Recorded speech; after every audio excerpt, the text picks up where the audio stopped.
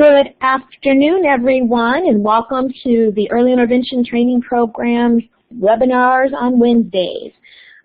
Today we will be hosting a webinar from Pat Stauch for talking about transition from early intervention to early childhood and what do we need to know.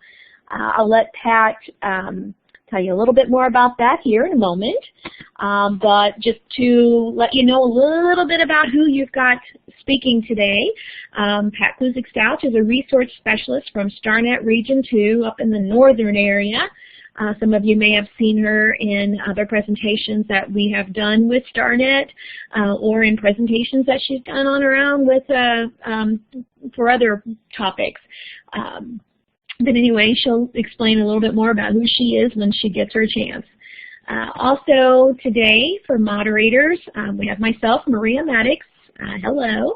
And then we also have Mickey Ostrowski, who is one of the head folks here at the EI training program. And we also have Alyssa Jones, who's a research specialist there at the Early Intervention Training Program. So you might be hearing from a few of us either verbally or in the chat box. So just kind of putting faces to names there. So if you've not ever been on a webinar before, then I've got a few things to share with you. If you have, just kind of sit back and listen. The webinars do offer EI and state licensure credit, as you can see there on the slide. Once the webinar is completed, you will get a survey through an email. And the email will be from the Early Intervention Training Program. In that email will be a link, and you'll complete the survey. Once you complete the survey, you will get a certificate for attendance. If you are logging in or signing in as a group, you will need to have received that unique survey in your own name in order to get the credit. So just to let you know if there's anybody kind of grouping together here. Couple of ways we do for webinars. It's a little bit harder to be interactive. Most of the time we're used to seeing people face to face, but webinars, you're looking at a screen. So there are a couple ways that we do ask that you participate. I will start here first. Let me pull up my pointer. Here we go. With our chat. So you can use your chat box to answer questions, to make comments, to a statement that anybody has said, share strategies with each other. However you want to use the chat box, you can. You can click on these little lines here, and you can detach your chat box and make it bigger or smaller so you can see more of the chat that's taking place. We will use the chat box. There might be questions that the presenter asks that she will ask you to respond in the chat box as well. A couple other things here. Up at the top under your name, you will see 4 boxes. And these 4 boxes are other ways that you will be able to participate. The first one is kind of basically an emoticon, and you can put an emoticon by your face showing agreement with something the presenter said or a question mark or however. Don't really use the second one, but the third one, the presenter might ask you to raise your hand. So if you click on that box, you'll see your hand will go up. That would be maybe in response to a question that the presenter may have asked. The last box is our polling function box. And we will use this throughout the presentation to ask simple questions. They might be yes/no questions, or they might be multiple choice questions. And when we do ask those, you will click on that box. It'll either have an A in it or a checkbox in it, and we will ask you to respond to any of the polls that are present. So right now we have a poll up, and we are curious to see who all is participating in our webinar today. So if you would identify if you're a parent, caregiver, EI interventionist, CSC staff, administrator, and if you are another, please let us know in the chat box so we can know who else is participating. We'll give folks a few minutes to respond to that. like we're getting some good responses in here. All right. So I think we can probably show our results. Let's see what we've got here. Looks like the vast majority of you are working within early intervention as EI providers. We've got several CFC staff as well, and some others. So I see some service coordinators in there. So this is kind of how this whole poll function will work. There'll be several others throughout the presentation. Make sure that when we ask a poll that you use that fourth button up at the top to indicate your answer. Thank you. So with that being said, Pat, I am going to turn it over to you and let you get started. Hi, everybody. As Maria said, I am Pat Stauch.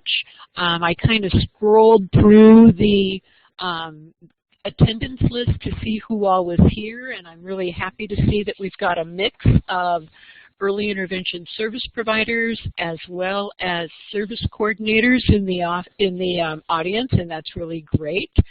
I have been talking with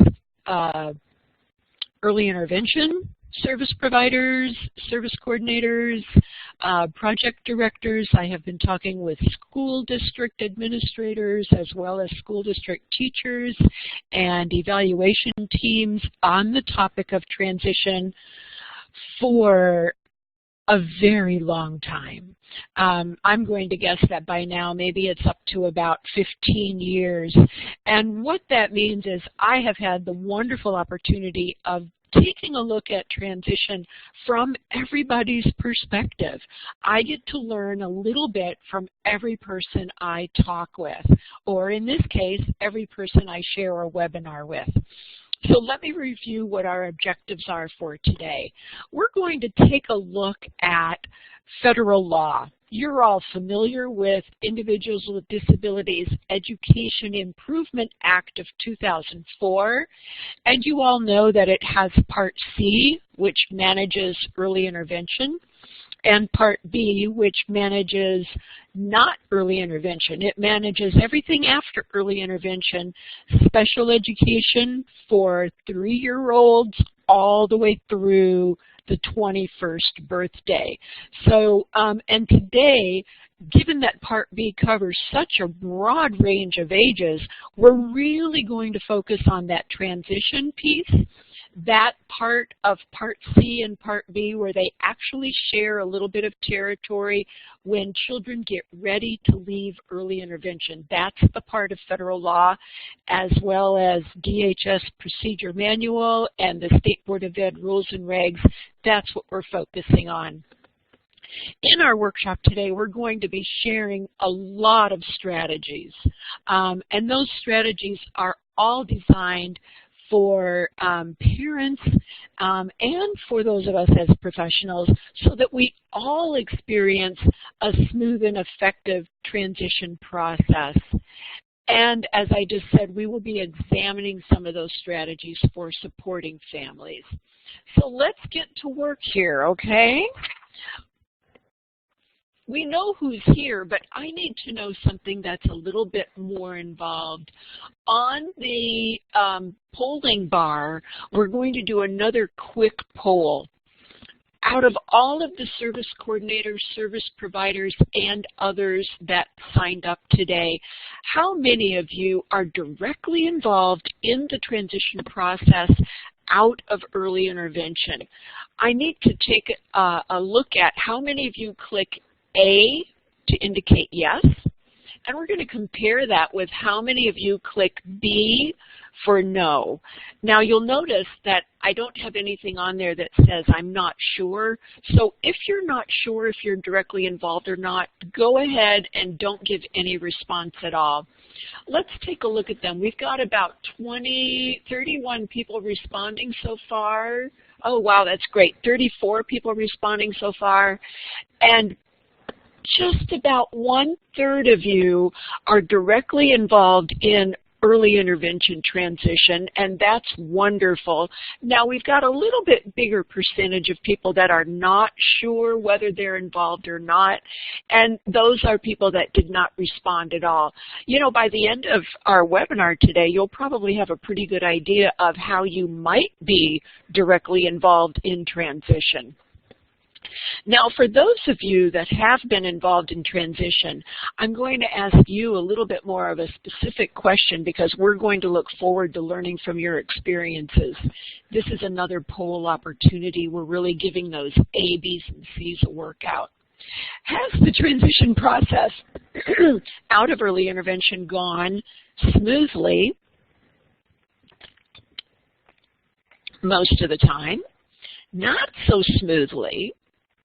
Again, probably most of the time, or has it been kind of variable for you? And let's just take a quick pause here while I look at how some of those responses are coming in. You know, it's interesting. It's almost a tie between smoothly and variably. I don't know how many of you are political watchers, but I now have a great deal of understanding of how all of those 24-hour news programs really have to be on the ball because they read a lot of polls. They read a lot more than I do. So a couple of you have had experiences that have gone pretty smoothly, and I think that that is wonderful.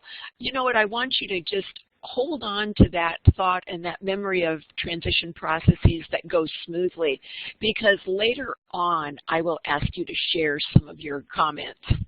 Thank goodness a minority have said that they really haven't gone smoothly at all, and we're going to learn from those experiences as well, and we're going to see if we can help you have a better transition experience. Because you can imagine, if it's not very smooth for professionals, can you imagine what it must feel like to parents that are going through this experience for the first time? So here's our agenda for today. A little bit on requirements. We kind of have to do that because we don't know how to make it a smooth process if we don't know what we're all supposed to do. Much more time spent on service provider strategies. About 1/3 of our audience was service providers. And actually some of the strategies for service providers are exactly the same as the ones for school district folks and for our Child and Family Connections project directors as well as our service coordinators. One of the biggest areas of difference between early intervention, Part C, and early childhood under Part B is when we come up against eligibility and understanding special education and related services. That's a big part of our discussion today. Finally, lots and lots of opportunities for questions and discussion. Now let's bring it down to some personal level here for just a little bit. Please do not respond yet. This is an opportunity to think and reflect. How many of you, at some point in your life, how many of you have been through some kind of a transition? Maybe it was a personal transition, maybe it was a professional transition, graduation from college, entering the workforce, switching to a new job. There are so many transitions that we have in our lives. Now, what I want you to do, don't tell any stories, okay? Not yet. What I want you to do is think, what was that transition like for you? Kind of, what did that feel like at an emotional or a visceral level for you? Take just a second. Focus in on that time. Now, this is where I'm going to invite you to share. What kinds of things helped you in that period of transition? I'm going to invite you to use the chat room, and I'll probably take the first 5 or so responses. But I am curious, when you reflect back on your own position, your own transition, what helped you? And Stephanie, thank you very much. You were able to find a form of support. And Michelle, you had a very supportive person go through that transition with you. And I want to remind you, not all of those transitions are bad transitions, are they? A lot of transitions in our life are actually very joyous and happy transitions, and it still helps us to have a supportive person. It still helps us, as Susan Connor brings in, having that information, going through a fact-gathering process, having an action plan. You know what, Sarah, that's an amazing thing, because in our transitions out of early intervention, don't we want our parents to have an action plan? It's called their IFSP, and we get to talk about transition within the parameters of the IFSP. You know what, Mickey? Exercise and sleep. I know you went out and took a walk in some uncomfortable weather today, but exercise and sleep and gathering knowledge, as Amber said, they all go a long way towards helping us with our transitions. And as we go through thinking of the transition of young children and their families, let's see if some of that personal knowledge can actually be brought to bear for our families and our children that we guide through transition. Now, let's get into who all is involved in this transition process. I'm going to invite people, if you know, or if you think you know, what's your opinion on who needs to be involved in this transition process when children are getting ready to leave early intervention and possibly go into the public school system for early childhood? And Eileen, while other people are responding, I'm just going to say that you are absolutely right. Having your colleagues around you, having your parents with you, and your family members surround you as you are going through any form of a transition leads to some very positive outcomes. Now, who's involved? Jacqueline, I think you are saying that a family and a teacher are involved. Who's involved in the transition process out of early intervention? We've got families involved. We've got teachers involved. Let's take a look at who else is involved. Savannah, you're absolutely right. Therapists can be involved. External agencies that are involved in the life of the child. Those are a lot of groups and people that can be involved. Take a look at this diagram that's up here in front of you right now. These are the required members of the transition process. Parents, of course, are a required member of the transition process out of early intervention. We cannot do transition without parents. And then we've got our early intervention. Now, early intervention includes our service providers and our service coordinators. Let's not forget that.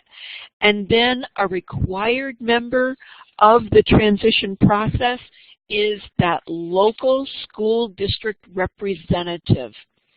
Now let's take a look here. I've added some directional arrows because what we know is we all are engaged in transition. Of course, we're doing it because we are legally required to be involved in transition. We don't want to forget that. But in our heart of hearts, we are involved in transition because it makes a difference in the lives of the families and the children that we serve. That is why we're involved in transition. And these directional arrows that you see going both ways, they're not just one direction arrows. They're going both ways. Those arrows reflect that a big part of a successful transition is that it relies on the relationships that parents and early intervention and local school district create between themselves And within themselves as a unit, we join together briefly in order to do transition, and then after the transition process is completed, after the child has their 3rd birthday, the school district really is the main player in the relationship with that parent, and yet we know that the parents will never forget the support and the assistance and the growth that their child had when their child was with the early interventionists. Now, one of the things that we know about this transition that makes it particularly hard is when we're looking at this primary relationship right here, the relationship that you grow between parents and early interventionists. Transition happens not because that relationship has gone bad, but because that relationship is simply running out of a time frame. That relationship lives from the time a child enters early intervention up until the day before their 3rd birthday, and then the parents and the school district work on their primary relationship, and think of how much smoother that's going to be when early intervention and the school district share a positive relationship with themselves. That's what that transition triad is all about. So let's dig into the transition process right now. Take a look at this little bubble here. The transition process out of early intervention begins by 2 years, 6 months. Now, those of you who are immersed in early intervention, you already know that you've had lots of opportunities to address transition in every single IFSP. You have a transition page of the IFSP, and that page is where you document all of the conversations you have about any kind of transition. This webinar is focusing on one specific kind of transition, and that is the transition that happens when the child approaches their 3rd birthday and the end of their early intervention services. Specific questions about the upcoming transition out of early intervention start to happen by the time the child is 2 years, 6 months. Not only specific questions on the part of the parent, but also specific discussions between the parent and the service providers and the service coordinator. And for those of you that are fortunate enough to be with a Child and Family Connections office that has a parent liaison, let's not forget that the parent liaison is there to help support parents in transition as well. Opportunity to warm up the chat room. I noticed that I've got Mickey and Maria looking out for questions, and we haven't had any questions yet. We're early into the process here. So right now, those of you that are working with families and maybe you've on the sidelines, you've supported the family through that transition, even if you're not directly involved in it, what are some things you do to support families in the transition? What are some things that you do to support families in the transition? I'd love to take a couple of comments through the chat room, and let's go ahead and see what we can come up with. What I know is whether you are a parent liaison, maybe you're a speech therapist, you're going to have ways of supporting parents. And Dara, you bring in a very specific skill right there, discussing with parents what their options are, what is possible as your child gets ready for 3. Answering a lot of questions, Deidre. I bet you get several questions. Just providing flat-out information, Stephanie. You know, one of the things about providing information, Stephanie, is sometimes parents don't know what they don't know. They don't know that they should be asking questions. And when we provide pieces of information, maybe a little bit at a time, that can kind of get parents involved in the conversation, and it helps them to frame their questions. Rebecca, letting parents know what to expect, and of course Emily's comment, listening to their concerns, providing information. It's a big part of what you do in your work of early intervention, but now you get to provide specific information related to the transition process. One of the things that I want you to know, background information for all of us as professionals, 4 reasons for having a transition process.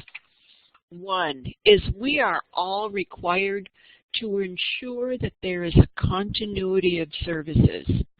In Illinois, continuity does not mean the same services with the same people, but what it does mean is if we play the transition game right, if we go through the process correctly, that child will not have a break in services.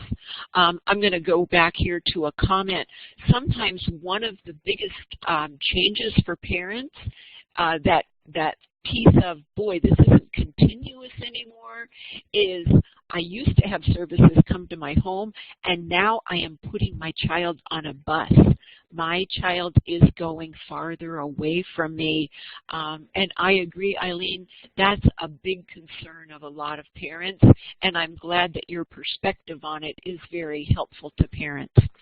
The second reason for looking at our transition process is we have the job to do. We have a job to minimize disruption to the family system. And we've got a lot of research in our field that says, 1, change is very disruptive, and that says, 2, in the scope of a young child's life, the transition away from early intervention or out of early intervention is one of the most disruptive transitions parents face while their child is young. The third reason is we have a job once again to do in terms of promoting how that child is going to function. In early intervention, you call it a natural environment. In the public school districts, they call it a least restrictive environment. And this transition process promotes the child functioning in the least restrictive environment. And sometimes that is a big change for parents, is thinking about, where is my child going to go to school? Mickey has put in a great question. I'm going to take a little bit of time to talk about that, Mickey. When we're looking at that least restrictive environment, that idea of a child going into an environment other than their home, or maybe a community environment, when parents express concern about a pre-K environment, maybe it's their child's first introduction to a lot of children. Maybe it's riding the bus. Maybe it's that this school environment is so much bigger than what the child and the family are used to. I actually think that's a very good topic of conversation, and I think there are a lot of things we can do about it. If you've got a good way that you've helped parents through that, I'd invite you to type it in, and I'm going to offer 1 or 2 suggestions on my own. And the first thing that I'm going to suggest is a great thing to do is, if you've got that relationship in the transition triad with your early childhood program in your school district, ask them when parents can come to visit. Promote parents, prompt parents to use the transition planning conference as an opportunity to set up a time and a date to go and visit the program. Maybe they could visit the program when the classroom is empty. I know I did that when my children were young. I asked the teacher one-on-one, you know, my child's really anxious about this. Do you think we could come, meet you, walk around the classroom, and get an idea of what this is going to be like? Now, some people think that I'm a little bit more assertive than some other parents might be, but I know that that was something that was crucial to my child's success, and so I used the resources I had to get it set up. Well, sometimes when parents have a lot of support people in their lives, as support people, we could help parents to get something like that set up. If we can't, if that's not possible, maybe we don't know who the early childhood is, maybe we don't know of contact in the program.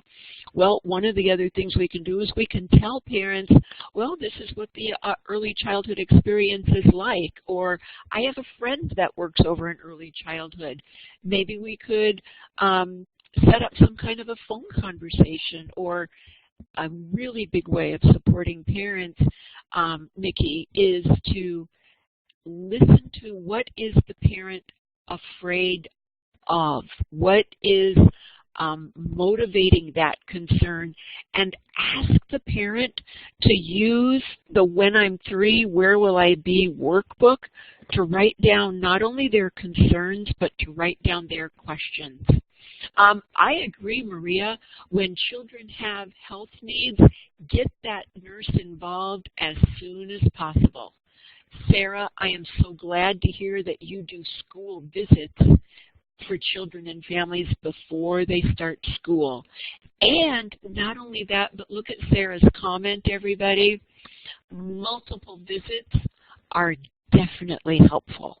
How many of us walk into a strange environment and get comfortable on the beginning visit? Sometimes it takes 1 or 2 visits to get the ball rolling. I appreciate that conversation.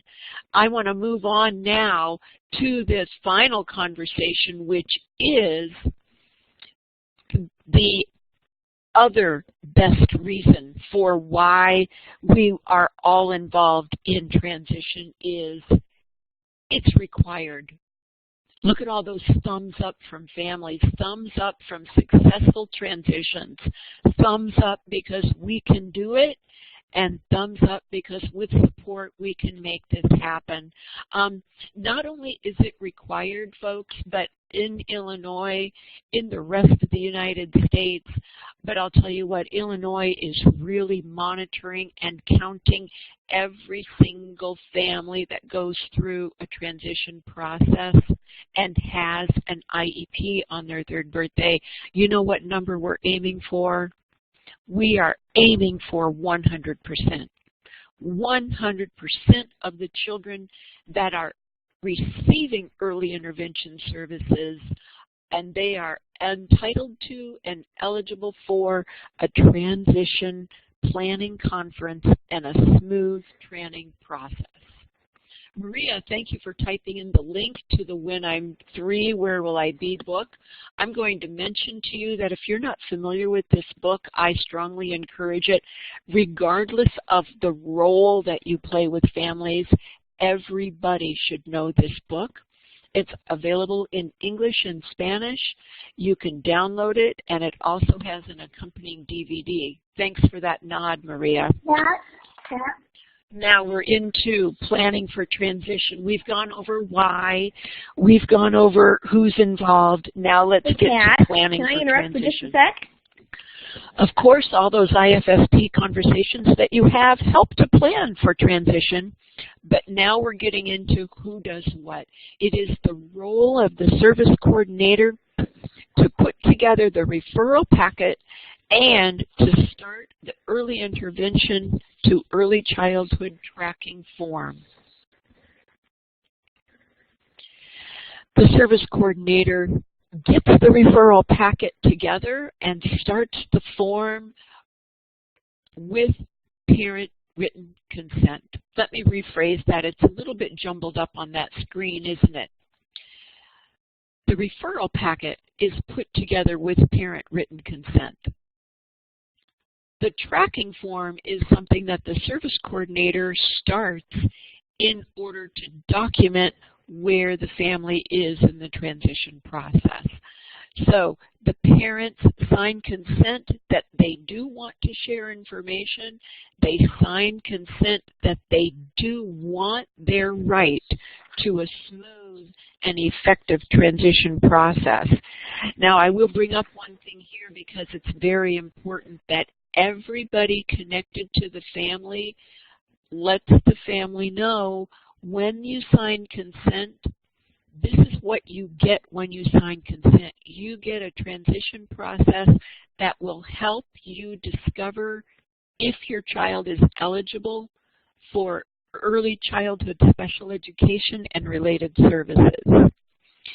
If you waive your right to that process, then something else is going to happen. What that means, if you waive your right, is that the child may not be found eligible in time to have an IEP on the 3rd birthday.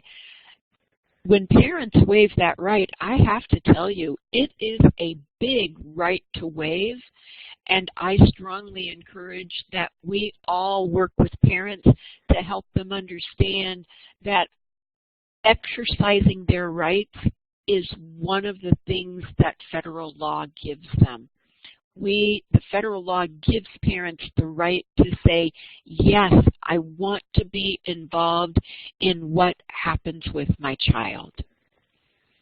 Specific strategies for those of you who are in our webinar audience today, specific strategies are become familiar with that When I'm 3, Where Will I Be book.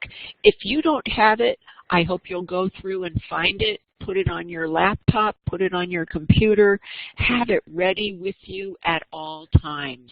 That's our second suggestion. By the way, this guy in the corner, I have named him Strategy Sam.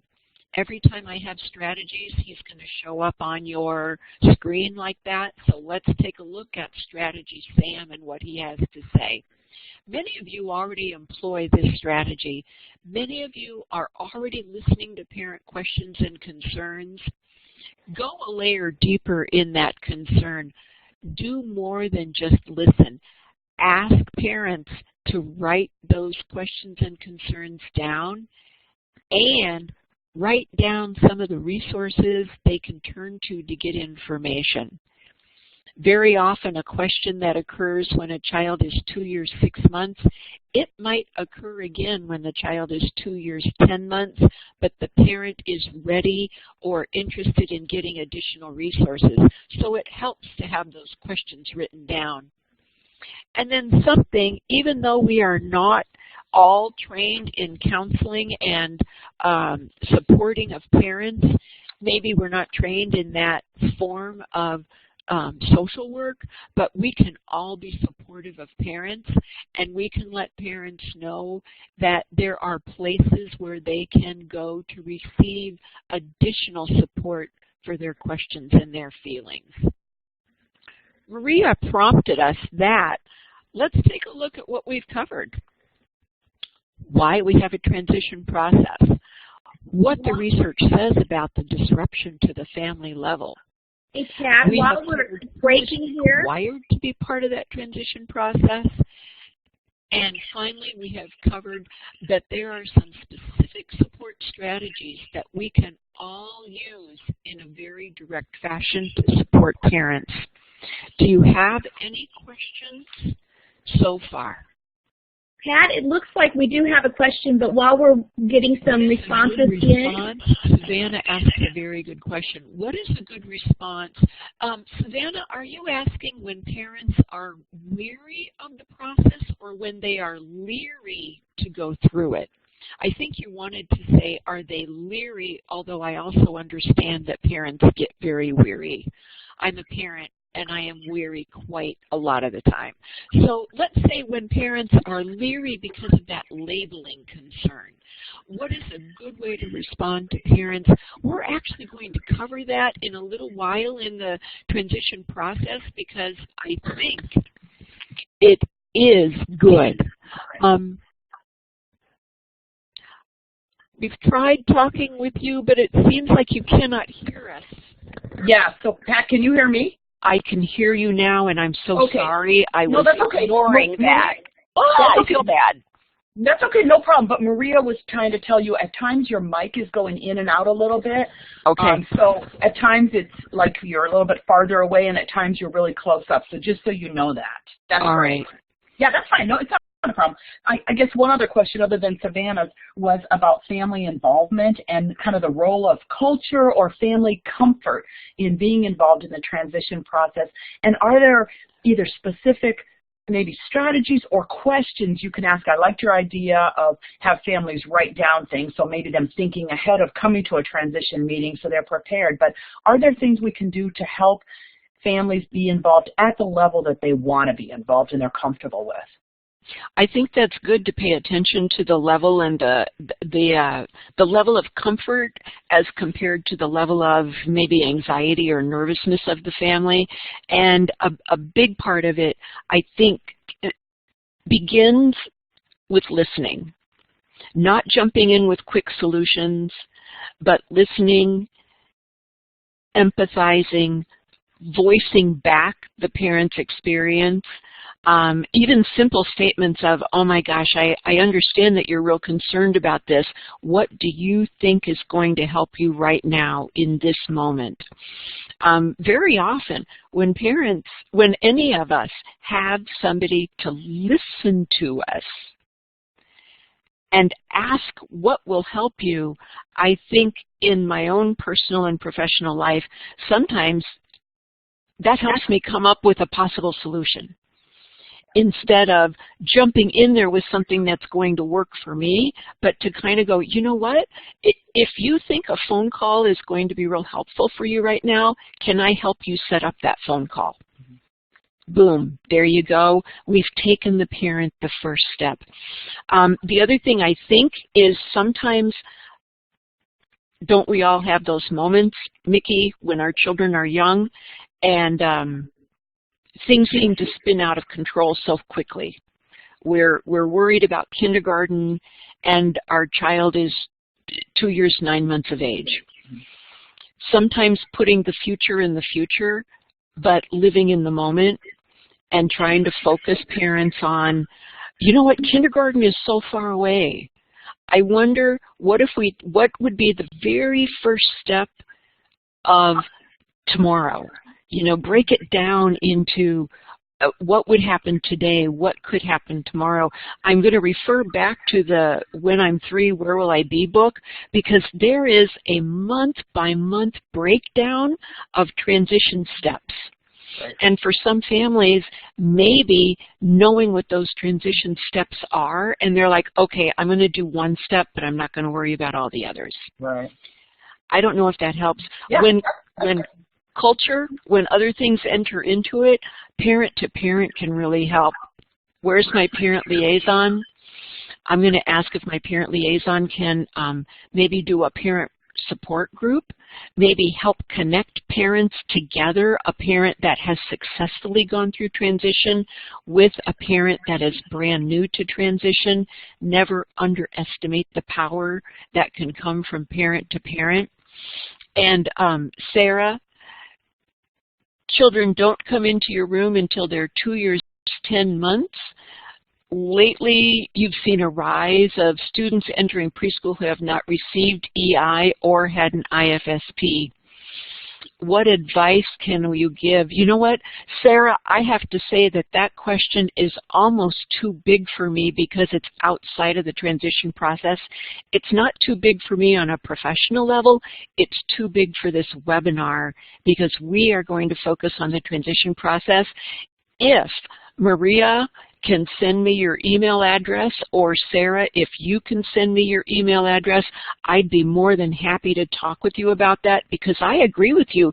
There are a lot of families that come into early childhood and they have never gone through early intervention. They were never found early enough to experience the benefits of early intervention. We're going to move along into this next step. There was a question that I said we would get back to, and that is the question about labels. We're going to move right into that question in just a couple more slides. The Transition Planning Conference is held when the child is 2 years, 9 months of age. Now I'm going to back up just a little bit. When the referral packet is sent at 2 years, 6 months of age, and when the Transition Planning Conference date gets established at 2 years, 9 months, which means we have to contact the local education agency representative early enough to get onto their calendar, and I have to say that that is what most service coordinators are really good about, getting that early contact with their LEA representative. But that Transition Planning Conference is held at the latest when the child is 2 years, 9 months, and we're going to cover a lot of information in that Transition Planning Conference. By the way, when parents sign consent for their right to a transition process, they are entitled to this Transition Planning Conference being held, and it is one of the major steps of transition. So what we've got coming up is a poll very quickly here, a poll that gets you back up into that ABC box. Let's take a look at who is required to attend the Transition Planning Conference. You have a lot of options all the way from A through E. Please take 1 second and type in, do you think the option A, the service coordinator and the parent, does that make a full Transition Planning Conference? Do you think that it's B, the LEA and the parent, or C, the service coordinator, the LEA and the parent, D, or E? We've got a couple responses coming in. I see the majority of people are responding C. A couple of people are responding the entire IFSP team. And unfortunately, I've got 51% of the people that have not yet responded. I don't want to run out of time, but I'd love to have 49% of you to respond, and that means I need 2 or more responses to come up here on the screen. You ready? Very good. Excellent. We hit 42%. Thank you, Maria. And look at what we saw. A majority of those who responded think C, the service coordinator, the LEA, and the parent or guardian. And the next largest area is the entire IFSP team is required. I see that somebody highlighted the required word for us. The answer is the required folks at the Transition Planning Conference are the parent, the evaluators who know the child and who can interpret the evaluation and the assessment results. Now, the role of the evaluator will most likely be one of the early interventionists, but in some instances, they are different people, and in which case it's the evaluator that's required to attend, the service coordinator and the district representative. Let's look down here, because in the Early Intervention Procedure Manual, it says, as appropriate, the service providers can attend. Those of you who are service providers, we've got roughly 1/3 of you in the audience, can you think of some reasons why it would be a good idea for the service provider? When would it be appropriate for the service provider to be a part of that Transition Planning Conference? Maria, I'm so glad that you have said the information we're presenting right now Maria's typed it into the chat box. We're presenting this information right now because this is new as of November 1, 2015. This is what it states in the Part C updates and the DHS procedure manual. Emily, I agree 100% to provide additional information related to the child's skill level. Rebecca has another question, another statement here. It is, if the evaluation was done more than 6 months ago, a service provider could help provide current information. Those are great reasons. Also, if the parent requests and says, I'd feel a lot better if you could be there with me, that would be a great reason to also attend. And while you're there, of course, you're going to be providing information. Let's take a look at another poll. What is the main purpose? Now, the emphasis on here is on the word main purpose. What is the main purpose for the Transition Planning Conference? Let me see if I can get my yellow marker here involved. What is the main purpose for the Transition Planning Conference?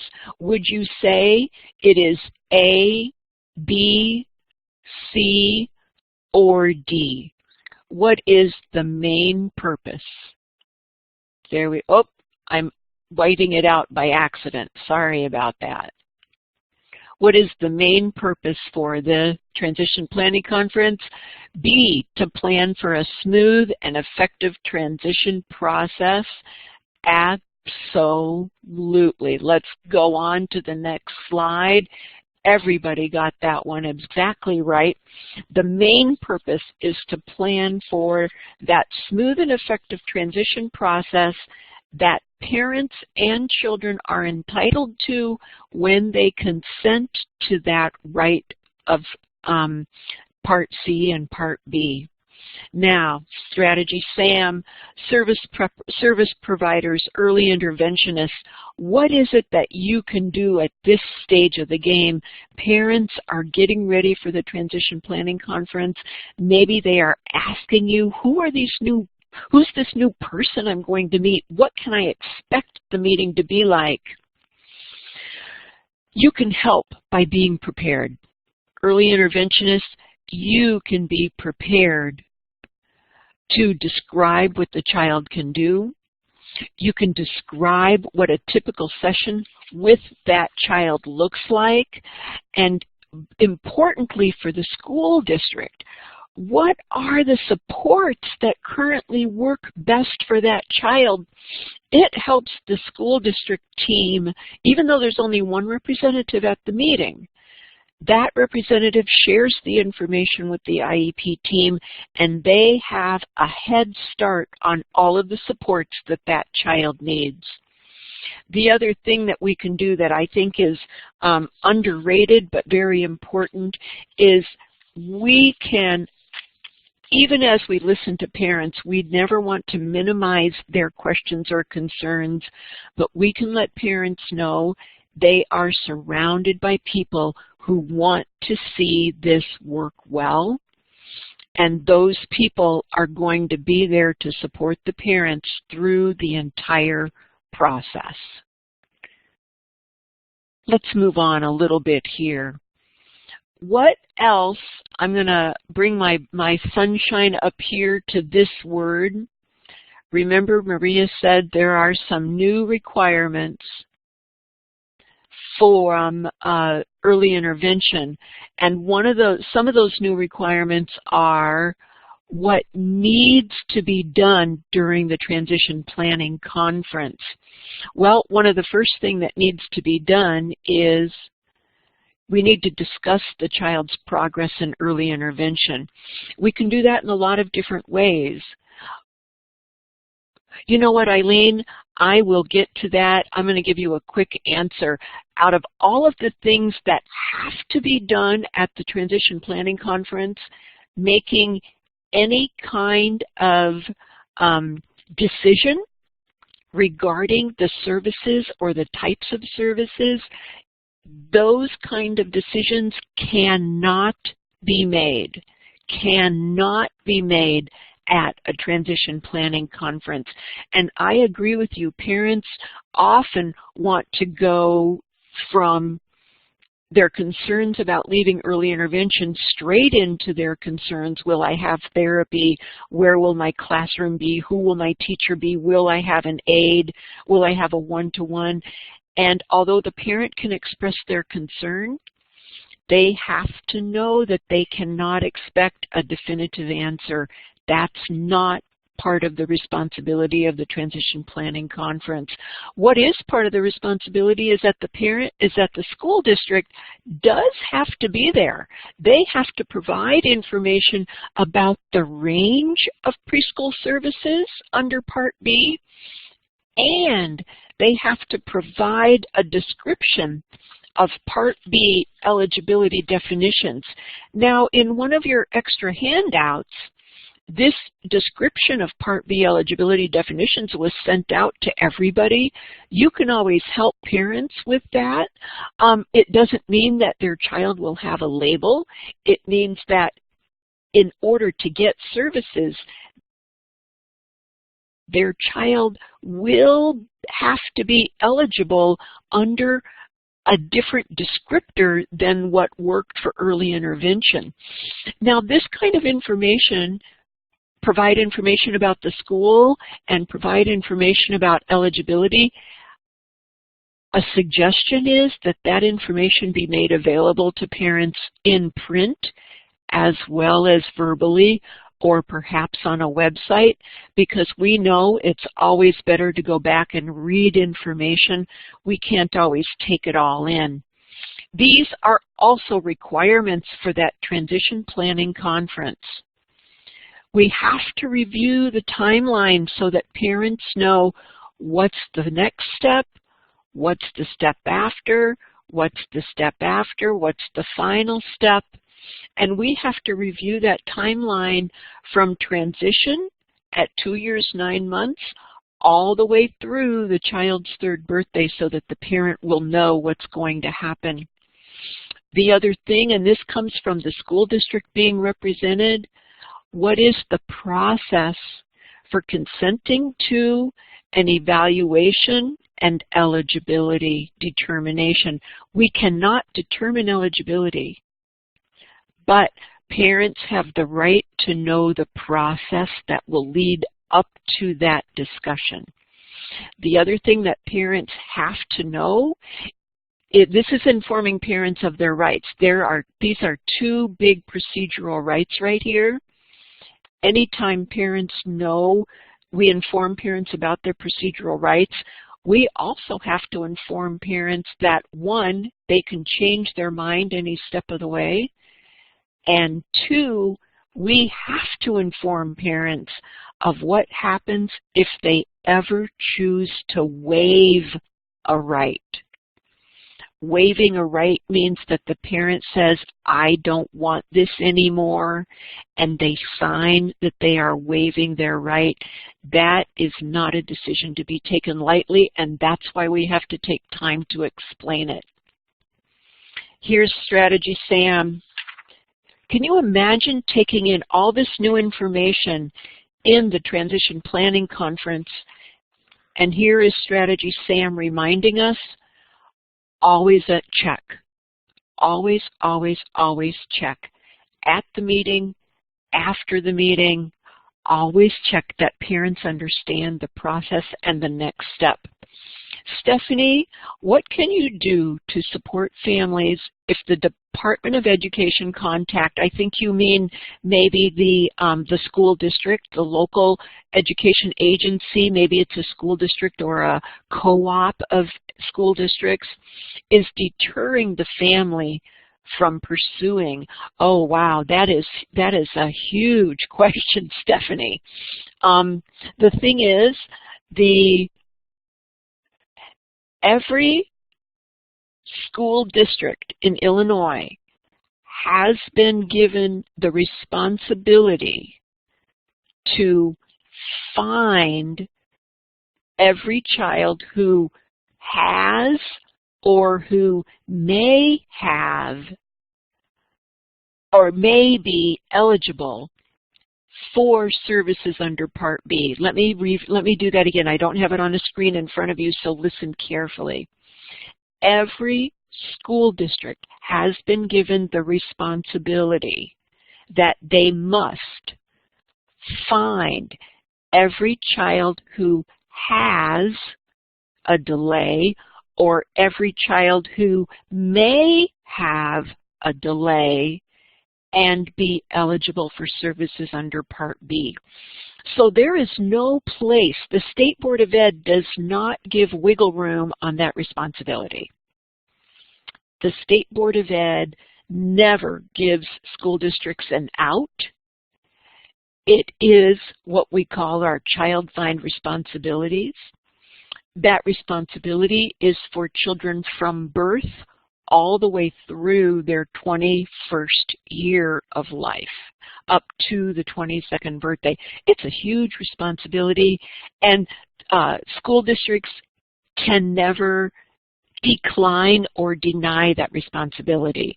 So the school district in which you are specifically thinking about, there might be a really important part of their process that they need to go back and look at. I would encourage the school district to get in touch with the State Board of Ed or their local StarNet office. There are 6 StarNet offices in Illinois, and I would encourage that district or that family, encourage the family to get in touch with StarNet. And the StarNet office in their area will help them work through that process with their school district. There is no saying no on this process. We've started the transition process. We're crossing that bridge. We hope it's not a rickety bridge. We're moving along, and even as the family is moving along the transition bridge or the transition process, their service providers, their early interventionists are right there supporting them every step of the way. Maria, thank you for contributing that. Do you want to jump in and make that a verbal comment, or are you satisfied with the chat box? I believe I'm satisfied, but as a parent who has a child with special needs, I always encourage other families to get all the information first before they make that final decision, because when they decline transition right out the chute, it's an uninformed decision, and most of the time that's made out of uncertainty or fear even, versus an informed decision. So,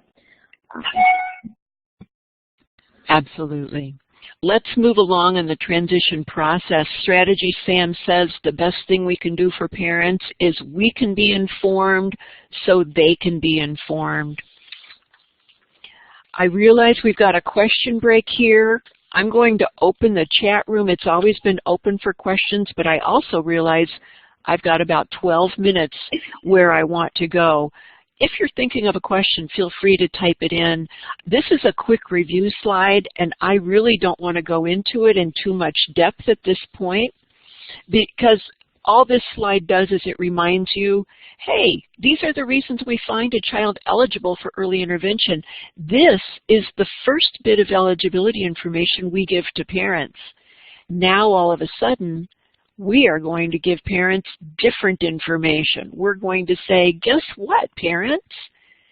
We have to work with another agency. We have to work with the public school district, because they have to follow their law. They have to find out, is your child going to be eligible for their kind of services? This is where knowing those eligibility categories can be helpful. I will warn you up front, it can also be very overwhelming for parents. And so one of the areas that is emphasized is, you know what, to families, we can use the eligibility category of developmental delay. When a child has a delay in a physical, cognitive, communication, social or emotional, or adaptive development.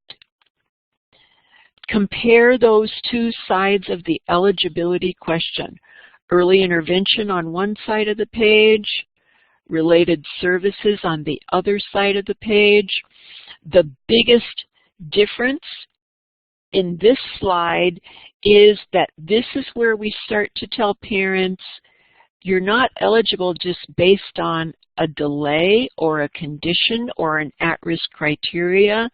You are eligible because your child demonstrates skills or demonstrates abilities or delays that match up with an eligibility category. Let's take a quick look at, how do we determine Part B eligibility? Because this is another big question for parents, and it's different than the early intervention process. The very first thing the school district does is they have to figure out, does the child have one or more disabilities? That information is sometimes in the referral packet, and isn't that wonderful when the referral packet helps to give that information? But we're going to go one step farther. It's not enough for the child to have a delay or a disability. What has to happen is we have to find out if the child has a delay or a disability. Oh, hold on a minute. Does the child have a delay or a disability? What are the child's present levels of academic achievement and functional performance? I was actually jumping ahead of myself. And this is the important question. Back up a little bit. Does the child have a delay or a disability? That information could be in the referral packet. What are the child's present levels? Therapists, pay attention to this, please. What are the child's present levels of functional performance? That does not mean a test score. That is very often conveyed through a descriptive statement. What can this child do with the skills they have? And that leads up to this question. This is the biggie. Does the delay get in the way? That information may not be in the referral packet. That question might lead the school district to ask the parents permission to do more evaluation. Does the delay get in the way of the child participating in age-appropriate activities in age-appropriate settings? That is the long form of that question. Oh, here we go, Lori. Excellent IEP question. If a family qualifies for services, so we have been able to answer all of these questions. The fourth question is, do they need special ed and related services? Lori says, yeah, they qualify, but they choose not to send their child to school. You know what, Lori, you're asking an IEP specific question, and the quick answer is, if the parent does not sign consent for the initial IEP, there are no services. There is no document. There is nothing. And yes, the process would have to start all over again. That first IEP is when parents give permission to start services. And if the parents do not sign permission, there is no document. That's the end of discussion. That's the end of eligibility. That's the end of services. And if the family chooses to have the child go to school when they are 4, they will be starting the process from the beginning with the school district. That is a vital, vital question. Thank you for asking it, Lori. Strategy Sam. Provide the most accurate information about services that you possibly can. Ask real informed questions the way Lori asked. The answer to that question is really going to help a parent make up their mind about what they want to do. Suggest that parents write down their questions and stay in touch with the school district. Provide accurate information is one of the best things that we can do for parents. And that means that we sometimes have to set aside our own reservations or our own concerns about the school district, and what we have to tell parents is give the school district a try. Here's a good contact person. Here is somebody that you can talk to. This answers the question. I think Lori asked it earlier. Perhaps another person asked it. What we need to do is take the word label out of our conversation so we can help parents take it out of their conversation. The word label goes back to the 50s, the 60s, the 70s, when we or our parents might have been in elementary school and kids went to that labeled room down at the end of the hallway, or they went to the basement to get their services. And what we have now is a new vocabulary where we talk about eligibility opens the door to individually designed services that will meet the needs of their child. Not every child in school gets the benefit of services. It is only for those children who are found eligible. And let's take a look right now at those eligibility categories. There are 13 plus 1 eligibility categories. We've already gone over how we determine eligibility. You have a sheet of definitions that you can print out or that have been sent to you as an attached document. Notice that developmental delay is appropriate, and I've given you the definition for that. What I want you to notice is what isn't on this list. What isn't on this list is at risk. At risk does not qualify for Part B services. Sensory disorder, what am I thinking of? Somebody help me fill in a blank. Sensory defensiveness, sensory tactileness, sensory delays that are not vision and hearing related. That sensory integration disorder, SID, sensory integration disorder, that is not on the list. Automatic eligibility is not on the list.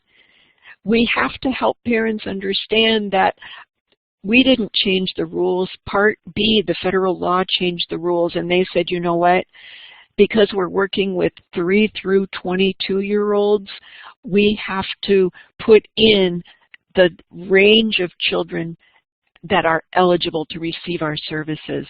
And services do not determine where you go to school.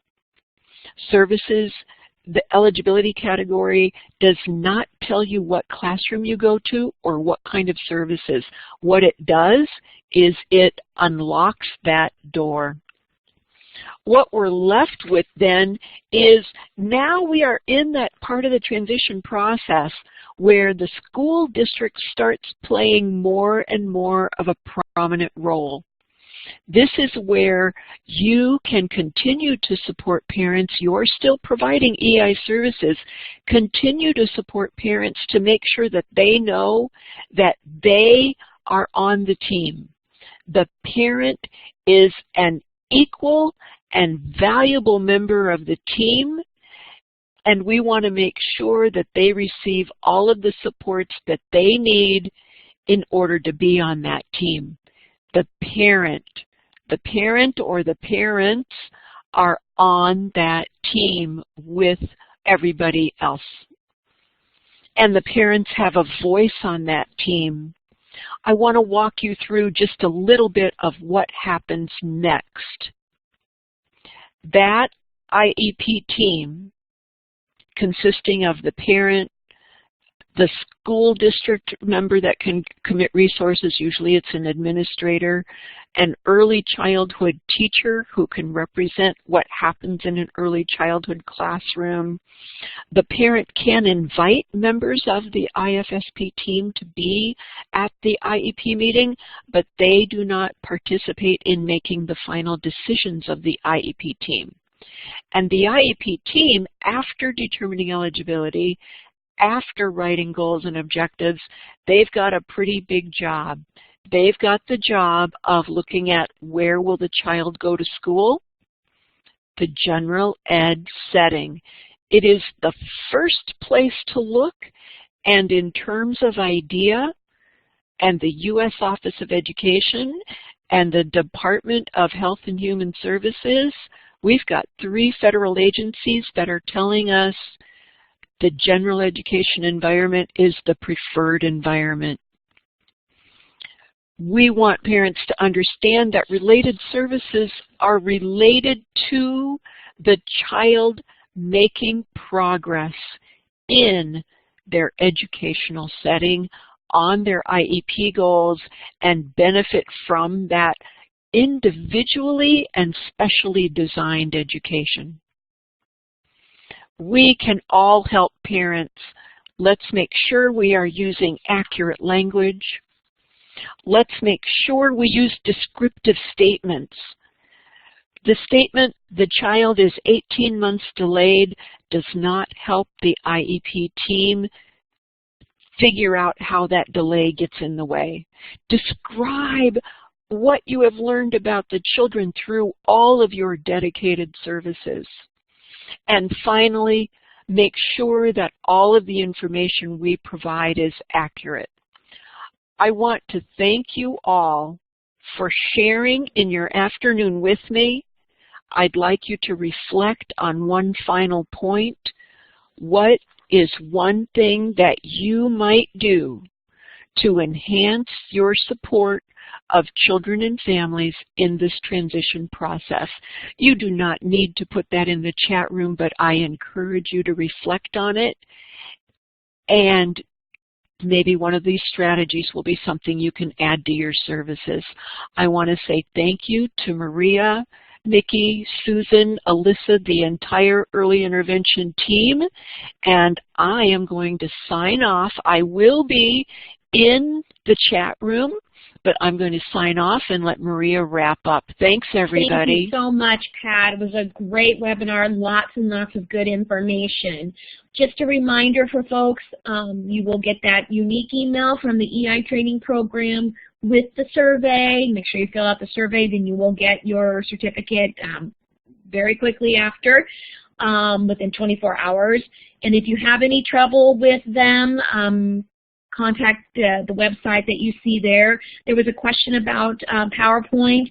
There were some sent in the reminder email that was for this training. So check back there to find out some of the handouts if you didn't get those. Thanks so much, folks. This ends our webinar. I hope you all have a great rest of your day, and we look forward to seeing you next Wednesday for our next webinar. Thank you so much. Thanks, Pat.